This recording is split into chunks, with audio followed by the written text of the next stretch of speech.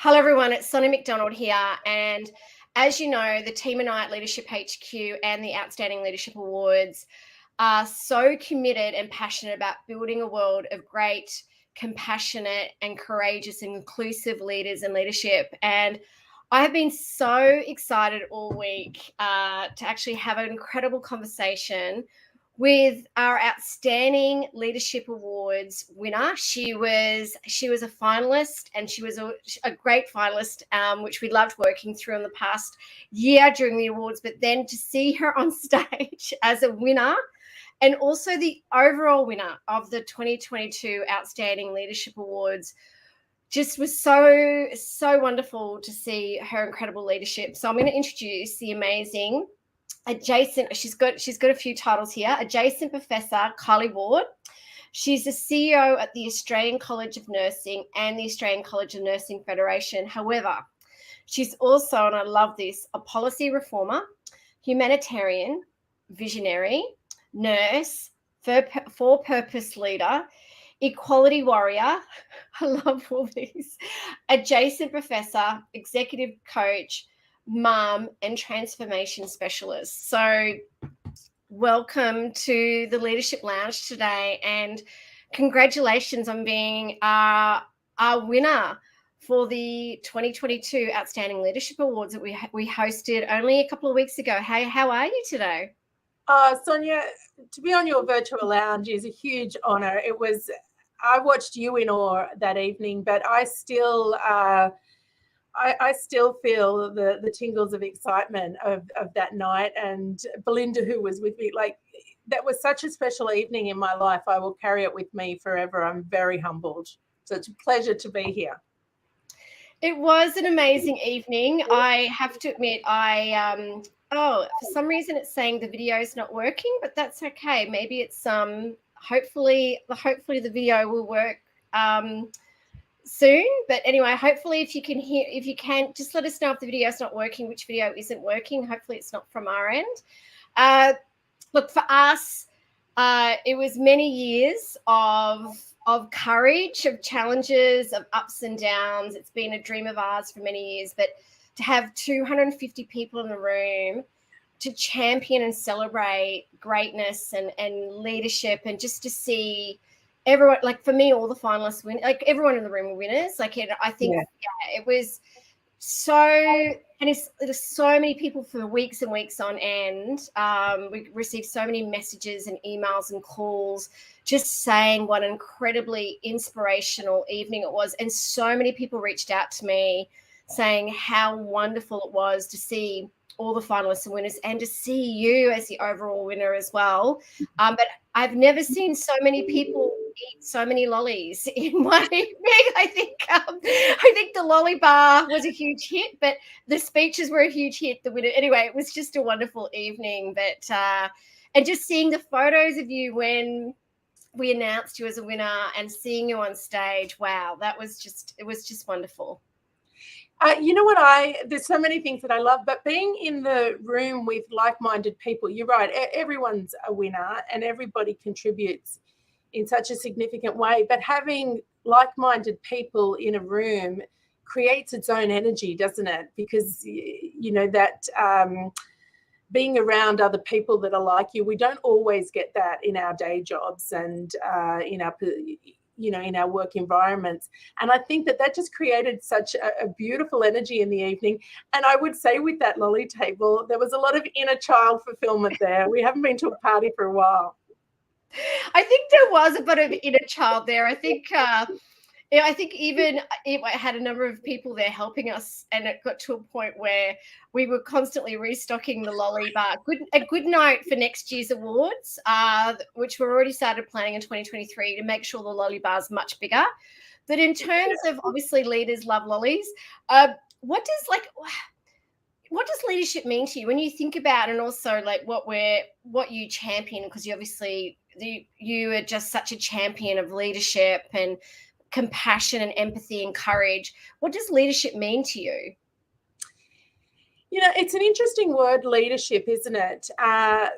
because it really is popular this turn of the century. 100 years ago, we would have all been about management. And as leadership's, the term and the philosophy and the concept and the examples have come into play, and especially for women, where we weren't even really in the workforce in the same way 50 years ago, I think leadership itself, to me, a little bit different from being a leader. I think that people who call themselves a leader, I think that's for other people to judge whether we're leaders or not, and that's around followership.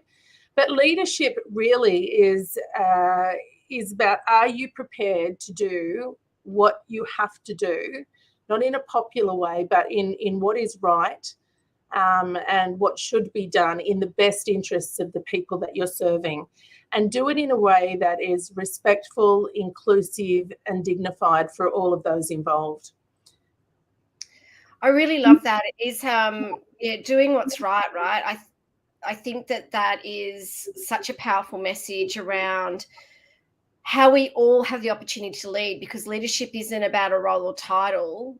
Leadership is, it's about action, it's about choice, it's about attitude. And I even through the pandemic and coming out now, I'm seeing a real movement, particularly around, we need greater leadership. We need more people to step up as leaders. We need more kindness and empathy in our leaders. Yes.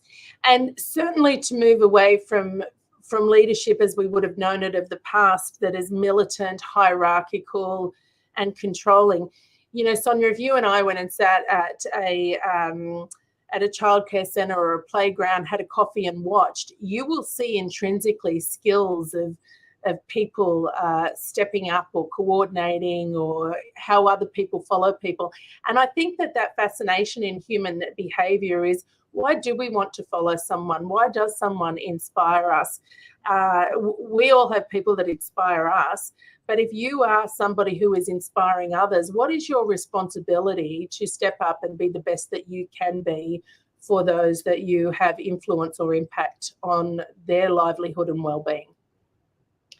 Yeah, and it is. It's about how we can serve others. I think that's a huge one around leadership. So tell me a little bit about your journey. I'm really fascinated. Obviously, I was talking offline around stalking your LinkedIn and how wonderful seeing your career and journey. But tell me a little bit about your journey, and did you expect to be where you are today? Oh my gosh, no, not at all. I've always been a member and a fellow of the Australian College of Nursing. I never thought I'd be an employee in that regard. But, sometimes it's easier to look back at the trajectory of your life and your career to see where you get to, rather than see what's next. So when I see all the pieces and the way that there are no coincidences of why I'm here, it makes sense. But along the way, I've been a single mum for 22 years. So, by the time I was 30, I was raising kids on my two sons on my own. You need money. So back at that time, it was around survival, finances, raising kids, coordinating, very much being a mum, safety, childcare. So I think as you grow, it's really important to go, what I would say for me is to go from survival to thriving. That was a conscious decision I made in my 40s. But I've always naturally aligned to management positions and have a real love of people. But how that would come about, I think the reason that I took on this position that I did nearly 7 years ago was because, having trained as a nurse and been part of the health system and the nursing profession, I really felt like that if every nurse knew and owned their power, that the world would just be a completely different place. Because you're talking 400,000 nurses in Australia, almost 90% female. If we really understood and commanded our worth, I think we would scare ourselves and everyone else. And so in coming back to a position like this, I wanted to create as many platforms and opportunities to enable the profession to be empowered and to get the platforms they deserve. Have you seen, and I love the fact you're championing that, and I'm going to go back to, we've got a very similar kind of, similar to me 20 years ago. I became a full-time single parent and had to put a roof over our heads and money on the table. Yeah. But going back to, obviously, with, what you're doing and championing that the nursing, the nurses in the nursing industry, right? And are you seeing there's been a shift in how the role nurses play now in community and society since this pandemic or during the pandemic? Have you seen any changes? Oh, most certainly. And I've recently, just before we caught up at the awards, I'd travelled, spent 7 weeks overseas in the UK and USA, and I went and visited hospitals and health services, and particularly, those countries were heavily hit far more than we were with deaths and the demand on the system. And then did a course at Harvard. So it was really good for me to reflect, knowing what we've done here. But all around the world, nursing most certainly has been put in the spotlight in a way that we didn't expect and probably didn't want. The World Health Organization had announced that 2020 would be the year of the nurse and the year of the midwife. So we planned a year of celebration in honor of probably one of the oldest professions that women have been able to participate in modern times. And of course, by March 2020, that went in a very different direction with the announcement of the pandemic. So I think with that, I think every person around the globe has been affected in some way, obviously, by the pandemic. But I think what it did for each person was reflect on how important our health is. When you see prime ministers and leaders, and when you see outcomes like a pandemic and that little virus cross all socio-economic groups, all social determinants of health, all geography, I think that there was a humbling factor that we really, like, how important is health versus the greed that the world was sort of following, and that health and the economy will never be separate again. The trillions of dollars, the war chest that has been put into us getting healthy, and the investment of those frontline workers, whether that be in childcare, the supermarkets, the healthcare sector. The army that went out to fight for us during the pandemic has predominantly been female, and that is different from any other century, and we need to take stock of that. That's incredible. I think it is that whole new appreciation of the frontline leader. I call them leaders because, those people that are our nurses, childcare, in our supermarkets, the truck drivers, there's people that kept health and economy going, right? And it was interesting, before the pandemic, when I launched the Leadership Awards, people were saying to me, why are you doing these leadership awards? And I thought, we need greater role models. Like on social media, we're seeing examples, role models of social media, and it's all about what car I drive, or more around that kind of like how I look, or if there was any news or media around leadership or CEOs, it tended to be on the negative side of things, like, look at this politician, what they're doing wrong, or the CEO, what they're doing wrong. And I thought, there are people out there like our nurses, like those people that are our unsung heroes that we don't see because we do what we see, right? And I said, our youth and our generations of today, tomorrow, need to see greater role models that leadership isn't about P&L. Leadership is about our actions and choices, and kindness and empathy and courage, these things. And people were saying to me, no, I just don't see it. Like, I just don't see why you're championing this. And I thought, what's going on here? Like, this is really important. Like, we need our youth and our sons and daughters and our generations of today, tomorrow, to see great role models like yourself and everyone else out there on the front line. And then after the pandemic hit, everyone was like, oh, yeah, I actually now see why this is really important. I thought, why did it take a pandemic for us to? But it's great that it's going down. Are you seeing that more? So I know this, I'm making more about, because obviously this is your space around nursing.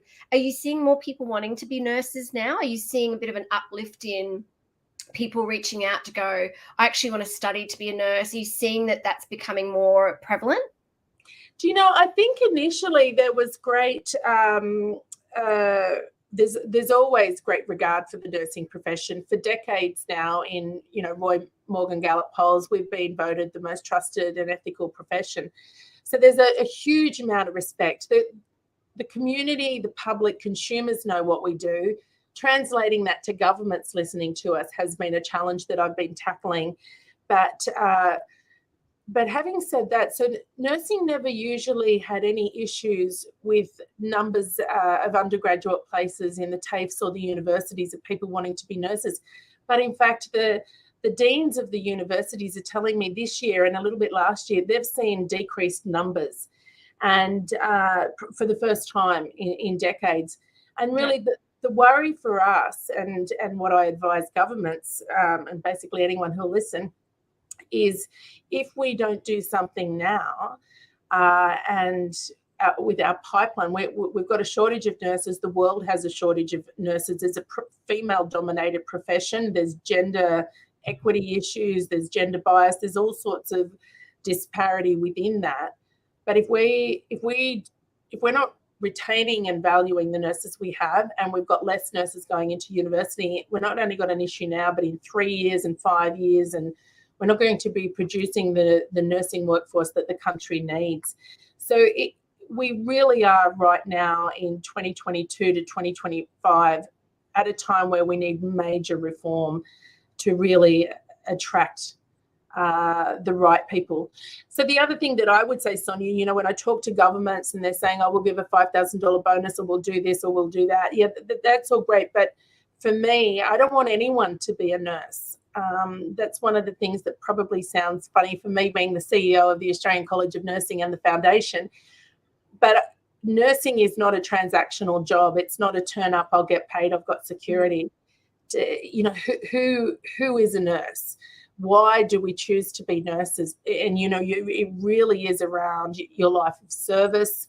You want to help people when they're vulnerable. You're going to be in situations that are confronting, but it's all about that giving.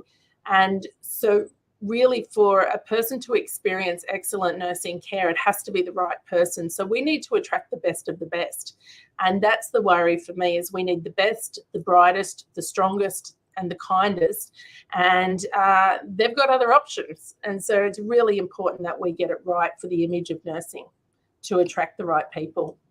I think it's so great to hear that you're going down that path, because I think that is critical, right? And it needs to start at school. This is where, because it's that legacy, right? It's that being a nurse and being someone of service, what a great career. And for anyone that's watching out, their parents or anyone that's thinking of where they're going in your career, please think about this if you feel that really resonates what Kylie's saying, because it's a great, wonderful profession to be in. And it was interesting, just going back to what you were saying before, I'm going to talk about women and leadership and things. Like, you're a CEO today, and we need to see more women. Yeah. As CEOs, I'm very passionate about this. I never thought I would be where I am today as well, and it's about courage. And I think that we need more women to be courageous. We need more women. I'm not saying it's just like men as well, like any gender, to help women at the table. And I don't know if you noticed at the awards when we took a photo of all the winners. There were 16 winners, and 14 of them were 14 of them were women and 2 were men. Unfortunately, the 2 men weren't able to attend the awards. But seeing the 14 women on that stage, wow, how wonderful was that? Wasn't that a powerful moment? And I know that the men that weren't able to be there, because I could see their comments on social media, I think, unfortunately, sometimes in your jobs you can't be there, but you're changing the game. You really, because you didn't, you recognised women in general categories. And that was one of the things when I was on stage seeing that, when everyone came up with me, there, you had students, you had executives, you had CEO, but you had categories that were binary and non-binary. It wasn't a gendered criteria that I was aware of, but to see that strong representation, I mean, imagine being a girl. Imagine growing up, seeing that on stage. Well, what examples did we have in that same way of formidable, powerful, fierce women claiming their space, whether it be construction or like all of those different industries. I just loved it. It was a really proud moment, really honourable to be part of that. Oh, look, it was, I'm so pleased that you felt that, because thank goodness I wasn't a judge. Well, no one in our organisation was a judge. We had the most remarkable leaders who were judges. And so when we were getting when we sent out the judging packs, because we had 60% we had 100 finalists, 60% of them were women, 40% of them were men. And when we got the scoring and the comments and everything back, the team and I went, oh, okay. Like, so I was like, thank goodness, I didn't judge because it was too challenging. But seeing that they had and they weren't talking to each other, it was completely, that was through what they felt, reading the submissions. And I know they put a lot of energy and effort into, and some of them found it very, very challenging. And I said, keep us out of it, because, but seeing the 14 winners, I was like, this is great. Like, we can change the game here. We can make a real difference and be great role models. So looking back on your career, looking back on, like, you know, obviously you being a single parent, and I completely understand the courage that it takes to do that. Yeah. And now you've got 2 remarkable sons, and you just mentioned, am I allowed to say that you're about to be a grandmother? Yes, you certainly are. I'm a little proud. Yes.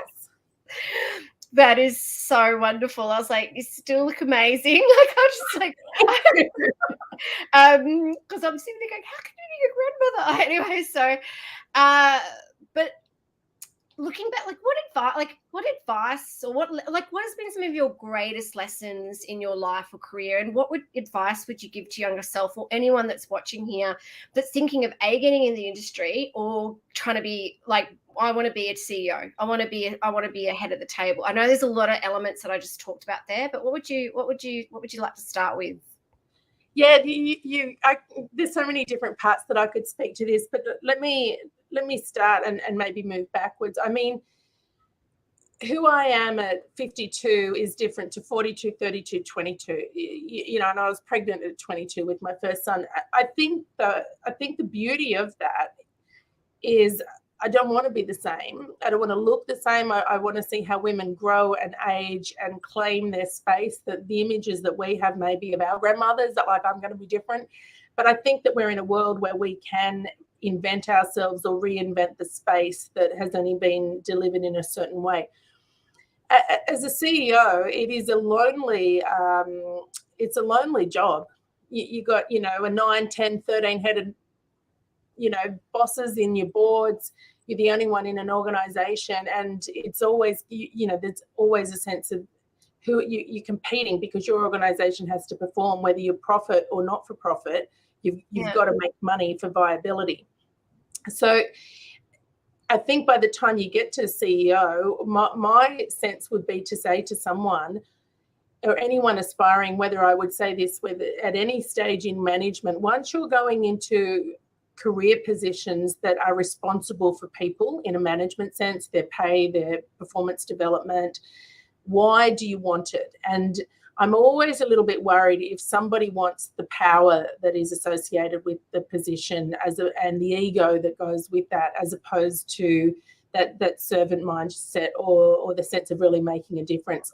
So I wouldn't want, you know, I am worried about those people who really aren't looking at themselves, and who, you know, male, female, and non-binary. Anyone who wants these kind of positions because of money or security or power or influence, as opposed to the good that you can do and the difference that you can make. So somebody asked me the other day, do I like being a boss? I'm like, yeah, actually I do, because I'd prefer to have the responsibility, being a strong work ethic, and make a difference for hundreds of lives of the people that work in our organization.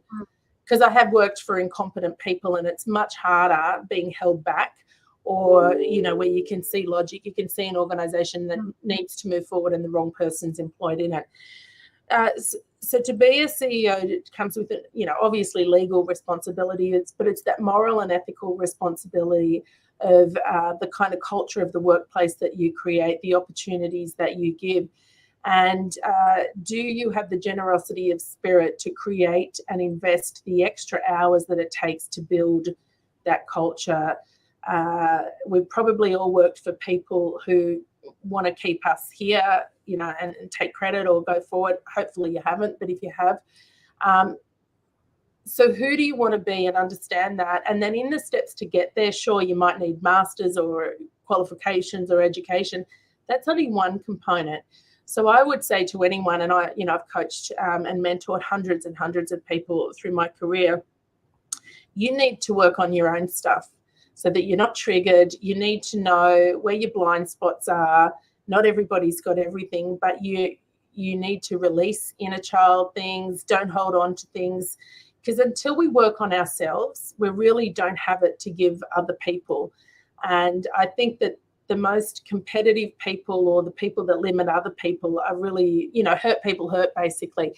So for me, if you want to be a CEO, sure, you've got to be tough, you've got to be strong, you've got to be smart, but how can you be kind, and how can you make sure that everybody that is employed or in relation to the responsibility of the organisation you're looking after gets to flourish and be challenged and feel good about themselves and what they do?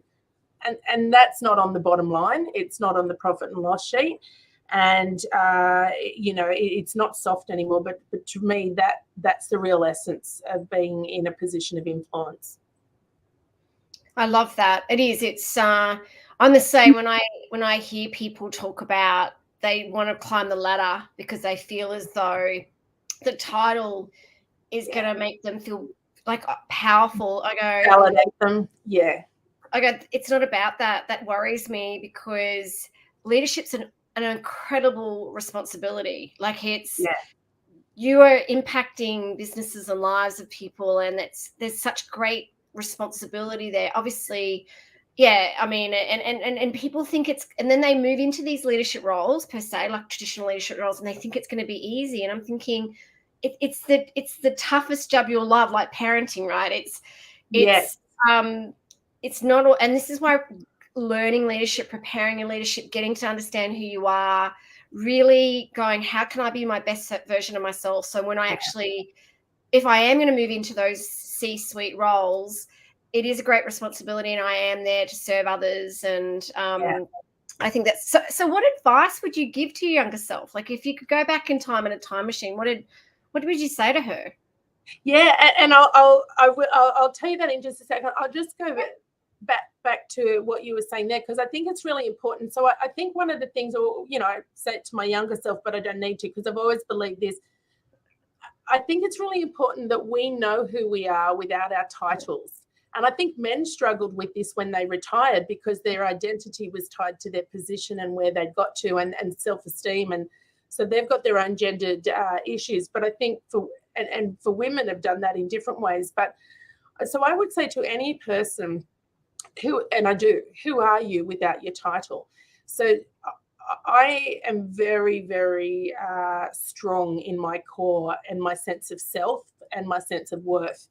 And so I'm honoured to be an adjunct professor, but I know who Kylie is without that. I'm honoured to be a CEO. I'm honoured to be a board director, all those things. But when you introduced me and those words on my LinkedIn title, to be a humanitarian, to be a mother, to be someone who is known to transform organisations and individuals, they're things that aren't tied to an organisation. That's who I am. So I would say to anybody listening, who are you? Or, write who am I with that question mark, and start to, and how do you, so I will always know when people introduce themselves, if they need to kind of title themselves up, where their sense of worth is. But, Sonia, you and I know that the most important job that I have ever done and will ever do is be a mother. So Kylie as a mother is very fiercely protective, and that is the gift that I give to the generations that I'll never see. Unfortunately, society still doesn't respect that job that we do, but I know how important it is to me, along with everything else that I do. So I definitely think that there's some of the things that are good to have check-ins with ourselves, to say, am I authentically true to who I am, or, where's my ego in this? And do I need these titles to validate who I am? And so I think that's a healthy kind of, how do you actually check in? Because as a CEO, you're not going to, you can say to people, tell me what you think, but we all know that could be a career limiting move. So how do you get your own sense of balance of where you're at? Now, what would I say to my younger self? I mean, my goodness, she has, I've got a PhD in adversity in the School of Hard Knocks. I reckon I've graduated from the School of Hard Knocks. I think because my personal motto is dare to be different. And I've claimed that, but I think because I was different and because I challenged, I mean, I have absolutely really, been knocked around, been criticized, been ostracized. I've had moments of feeling intensely lonely or questioning myself. And they were probably in the younger days when I was, really, I felt like the intellectual side of me needed to outweigh the heart side of me or my instinct. And I suppose my instinct was trying to say this is the right thing to do, even if I didn't have the skills quite to do it. But when you do learn your values. I've probably learned my values by the process of elimination in the way that I didn't like to get treated or what didn't feel right, as opposed to being able to say, here are 3 or 5 that I could just come up with.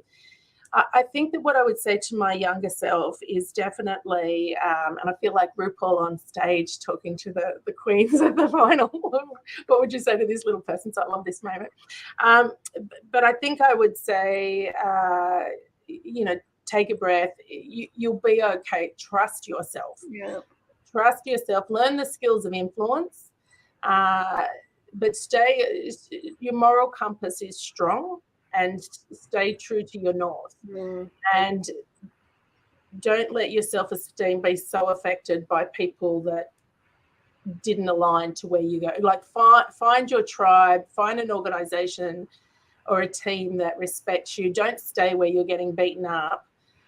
It's not an endurance contest in that sense. If sometimes you just end up in a job where everybody's different. It took me years later to realize, oh my gosh, I'm glad I didn't fit in. What would that have done to patient care if I would have compromised my values like I felt they did? But at the time, you feel like, how am I the only one that doesn't kind of get this? So dare to be different, but work on the inside out so that you're whole. You're not a soft-centered, chocolate. You're hard-centered and full. And also, dare to be different and embrace what makes you different and unique, right? Because it'll serve you so well. And someone has actually asked a question here before. They've actually asked a question which I thought is very interesting and a really interesting question. But before I go into this, you were mentioning about the most important roles being a mum, and which is so true, because even when we do our coaching, our leadership workshops and programs, people think it's about that we're coaching and inspiring them or giving them skills and the confidence to be a great leader at work. I'm like, no, this is about you being a great leader in all the roles. And absolutely, parent, yeah. My baby, Alistair, he will say, Mum, you parent like your CEO. And I'm like, I'm going to take that as a compliment. But he says, you're firm, you have high expectations, you'll invest.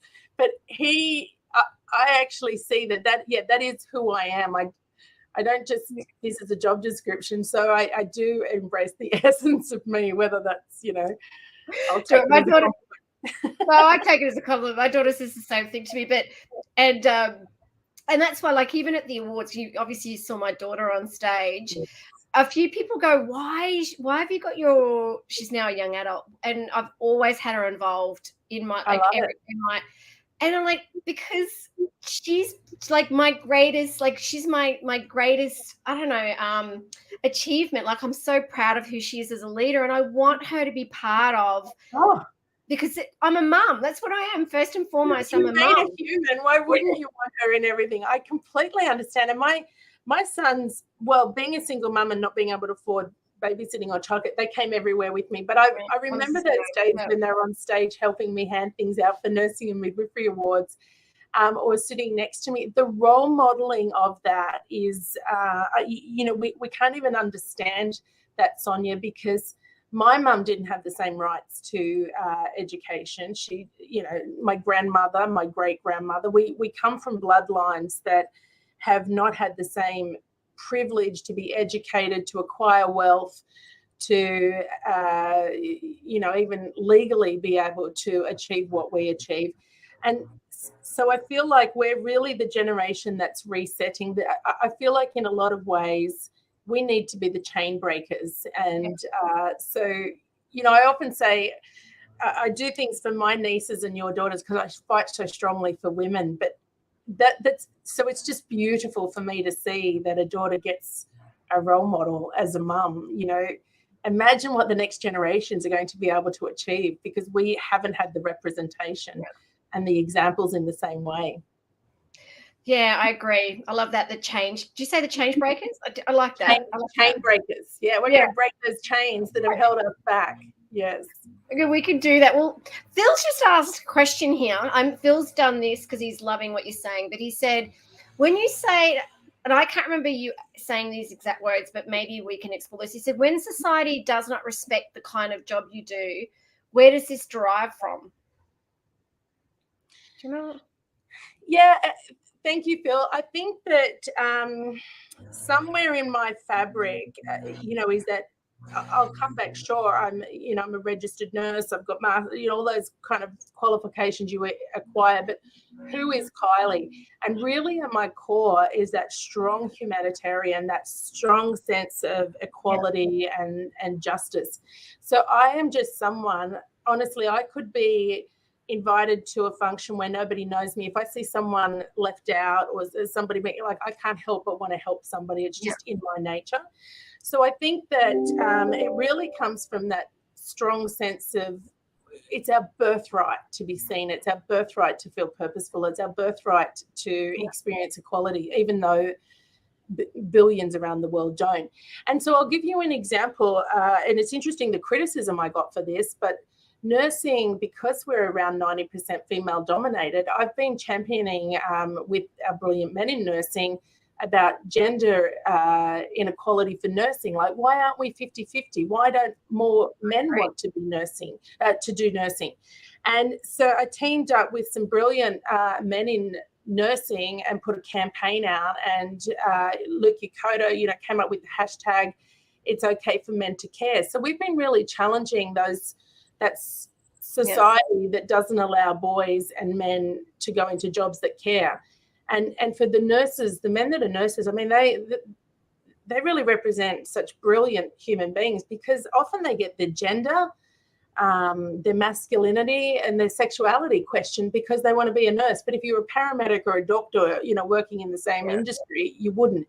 So I would say to people, if your little 5-year-old, niece or nephew came up to you and said, I want to be a nurse, do we respond differently to a little girl, to a little boy? And obviously I'm very conscious of non-binary people, but just talking about even in our own unconscious bias, what are our thoughts about men going into nursing? Now, Cyprus and other countries, it's 50-50. So what's happened in the fabric of Australia, where we're so gendered that the word nursing is so intricately should be a female profession. But I've been criticized on social media for championing men. They're like, "Kylie, why champion men?" I'm like, oh my gosh, I spend most of my life championing women, but I want equality for everyone. So it fascinates me, and it's a great question. Well, a few people are like, a lot of people are like, yep, thumbs up, thumbs up. Like, I think that's so important. It's the same with like childcare workers and things like that. Like, why, it's we need to change the lens around, again, whatever gender. If you've got a passion to be a nurse or a teacher or a childcare worker or just go and do it. It's like, obviously similar in the I'm from the human resources space. Again, it tends to be predominantly women in human resources. So why are we need to change that, right? I think that, look, I know we're running out of time because I've taken way much more time than I expected. I'm so sorry. I could talk to you for hours upon hours around this. I do have other people asking questions and I'm like, I'm so sorry. Feels just go. I love and always express in the most sincere and genuine ways possible the incredible hard work nurses do for making our world better and more beautiful. Thank you. Oh, okay. But look, thanks. Well, that's actually a really good question. He's just wondering, like, I wonder if it is coming from your own personal experiences. Look, I think yeah, look, unfortunately, we won't be able to get in that. If you want to reach out to Kylie, anyone here's got some questions, please reach out to Kylie. I think it's always really interesting when we're having these conversations, and even like when I speak about leadership or write about leadership, right? Obviously, you're going to get it through your own experiences, your own perceptions of things. Yeah. Hence, I'm a single parent, and hence my perceptions and experiences being a full-time. If you haven't been a single parent before, it's really challenging not to understand what it's like, other than the fact you can have empathy for the person and go, I don't know what it's like to be a nurse or be a single parent or be in whatever different hats and roles we play. But all we can do is keep practicing empathy and kindness and compassion, and have the courage that if we have a passion around changing this space, around these certain things, let's keep championing that. So Phil, that's really great. If you want to ask Kylie, make sure you email her. She's on LinkedIn. I also wanted to say Kylie espouses kindness and courage. She gave me this incredible gift and letter. She gave me the most beautiful gift and letter after the awards. It made me cry. Oh gosh, no, Phil, don't apologize. He's actually going, I respect, but I'm like, oh my gosh, no. My pleasure, Phil. All I'm saying is I feel bad that I've taken so much of Kylie's time, and I think we could actually keep talking about this. Oh, we could talk for hours, Sonia. And I obviously can't see Phil's question or any of the questions, but from what I can hear, I mean, we are all, we're all in earth bodies. We're in an earthly experience. We all have differences, and I don't think anyone gets to adulthood without experiencing some sort of pain or, something that they feel like, holds them back in some ways. So our experiences will be unique to us. And we will all be different, but I think fundamentally there's more similarities. There's more things that bind us as humans. When I look at, pain in any, if I look at faces around the world in pain or joy, or the expressions are the same, I think we all basically fundamentally want the same. But what I would say is, as you go through experiences, so that you're not defined by them, one of the things that I would say is I let the experiences shape me, but not define me and not hold me back. So how can you rise above those? So as somebody who's been in a marriage of domestic violence, I don't want to stay there. Okay, it did affect me, it does, but who am I moving on from that? And there'll be lots of different kinds of people with different stories and experiences. So my sense for me is, and I don't know if this is going to help you, Phil, I always say to myself, what am I doing, or what can I do that honors my highest good, that honors my purpose here? How can I now, at 52, with my sons are, to my greatest teachers, the next generation of Bambinos are coming, but I want to use all of my experiences. Some of it's academic and intellectual, but a lot of it's personal, and how I've evolved and challenged myself to grow and develop. I want to really make the world a better place, whether that's 5 people, 500, 5,000, like whatever influence that I can have and I can make. I have a platform for the nursing profession, but, everybody knows a nurse. If I can make a difference through my platform for the nursing profession, I'll help humanity. If every nurse feels good, and we teach that to our patients and our families, and, it just sort of spreads in that way. So I would say we're all going to have our stories. We're all going to have differences. Always bring diversity and difference to the table, because we can't represent every voice. And then I always find the uniqueness, like the similarities that bind us, and build from there. I don't care how many people are in the room with different opinions. There's got to be something where we start as a platform to take off, to be purpose-driven, to really make that difference together, and then bring all the challenges of the uniqueness of individuals and their opinions along the way. And it's about that, embracing that diversity and embracing that we all have a role to play, whether we are a mother or a parent, or mother or father, whatever role we play, as a nurse, as a childcare worker, as a frontline worker, as someone helping us at the local supermarket. We can all show compassion, respect, and kindness, regardless of, like, we have to together. And I think that's one thing, that's like even with the awards thing, everyone in that room we had all these different people and all these different races, Oh my gosh, cultures, yes. and ages, and everyone and seeing everyone in the room going, you know what, we're here because we all want to champion something that's greater and better for purpose. That's great that you find that's what it's about. So Phil, thank you so much for those questions. Thank you. He's written here, thank you for being you and being an incredible inspiration onto others. Bless you, Kylie, you're amazing. So oh my God. That's so great. Thank you. She is Feels amazing. my heart. Yeah. She's amazing. So thank you so much for today. Thank you for saying that you're going to be a judge in our 2023 awards. She's like, oh no, she's put it out there now. I have to have it. No, thank you for being a judge. I'm honoured. Because they're going to be in Melbourne next year, so make sure the nominations open only in a couple of weeks. We've already got heaps of people that have written to us to say when are they going to be open. I think we've had about 40 people register to nominate. So, but thank you. And is there any final question? Is there anything we can do to help you? For anyone that's listening or us here, is there anything we can do to help you?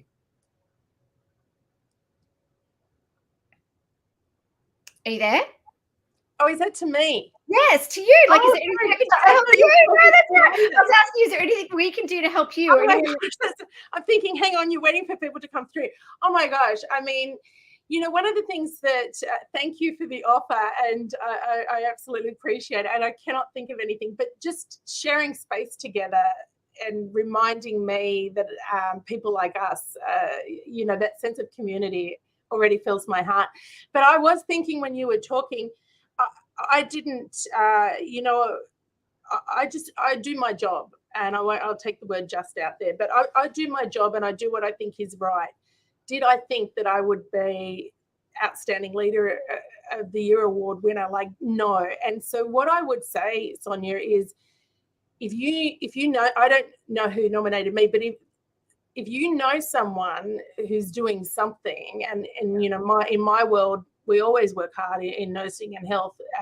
So to get this kind of awareness and receive an award like this is just so humbling and so fulfilling. But I would just, I would encourage people to put people forward, because there's so many people doing incredible stuff. And I think that the more the diversity of different kinds of people, that's why in the thank you letter that I said, I thank you for recognizing nurses. Like, I just felt so humbled, because, you know, there's 2 other nurses I was even more proud of to see them on the stage. And I think that there'll be other people that deserve this kind of attention that maybe aren't used to being put forward. So I would say everyone should apply. Yeah, please not. Like, it is. I know that people kind of think, oh, is it, you know, I don't know if I want to put myself out there. But the thing is, it's about being a role model. Yeah, put yourself out there. Yeah, and be proud of your achievements. Think about how great looking back when you're 100, looking back and going, wow, what an amazing experience to be paid. It's those moments where we can all leave a legacy. So leadership is about helping others be more, do more, and achieve more. So please nominate yourself or nominate others like Kylie. And plus, there's an awesome lolly bar. I'm going to be a grandmother next February, and I'm going to be able to tell my little, you know, grandchild, your grandma was the Outstanding Leader. I mean, hello, role modeling already. Yeah. No, it's so that's where when I was thinking as I was listening to you, is really, I wouldn't have thought this was me. I would have thought, oh, those people that got that award, how wonderful. And I've had a very special year, but I think that the sun shines on all of us evenly. We all deserve our chance to shine. And so there'll be somebody around each of your listeners that, you know, should be shining. I've got no doubt. I think so too. So thank you for being so remarkable. Thank you for being an outstanding leader, and thank you for being an inspiration and a role model for us. So thank you for being on the live today, and we can't wait to see where your journey goes now. Yeah, this is the start of a friendship and a connection. I'm so excited. Thank you for having me. Thank you so much. You take care. You too. Take care. Bye. Bye.